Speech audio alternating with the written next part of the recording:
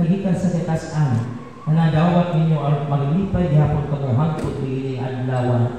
Kadtong mga panabang sa Dios, kinahanglan gyud nato kay matud pa sa Ginoo. Kung wala ako, wala kamoy mahimo. Busa karon, mao'y adlaw sa dakong pagpasalamat. Pagpasalamat sa Dios alang sa ilang kayuhan ngayong nadawat gabi na ang nakaabot pa kamo nining panahon. Sa katapusan, kaliwala sa atong pagsaulog karong adlaw, higpito ninyo ang inyong pag-alagad sa Dios. Ang pag-ampok kaniya aron siya sa kanunay nagapanuswag sa kayuhan sa inyong kinabuhi, hilabi na diha sa inyong mga anak, mga minyo na usab sa inyong mga apo. Ang kaminyong mo ilarawan sa paghiusa ni Kristo ug ang iyang katawhan. Ang usab ang larawan nga magapadali kaninyo sa pagsaad pag-usab nga hubuton ninyo sa inyong gugma sa hangtod sa katapusan sa inyong kinabuhi. Palihog sapat ka ng kanako.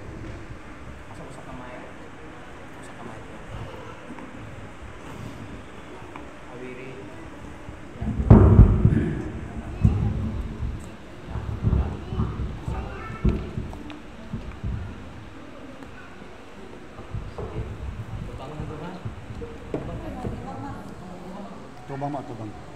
Ako. Tubang mo tanaw. Paminaw naman ako. Nagabag ko. Sa tibuok kong kasing-kasing. Sa mga saat. Sa pag-uyon. At pagdawat. Kanimo. Akong kapikas. Pangalan.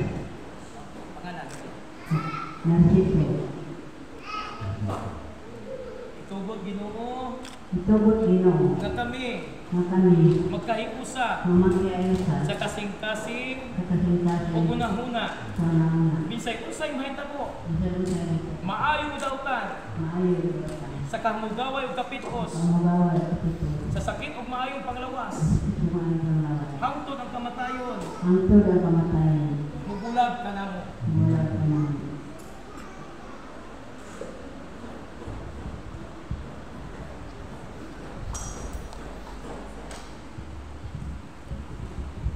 Ug ako sa gahom sa Santa Iglesia, nagsingal sa tanan nga ningakaron dinhi nga lalangit sa bukos Panginoon nga inyo karong gibag-o na naisita o natay narsing sa ngalan sa Mahal, sa Anak ug sa Espiritu Santo.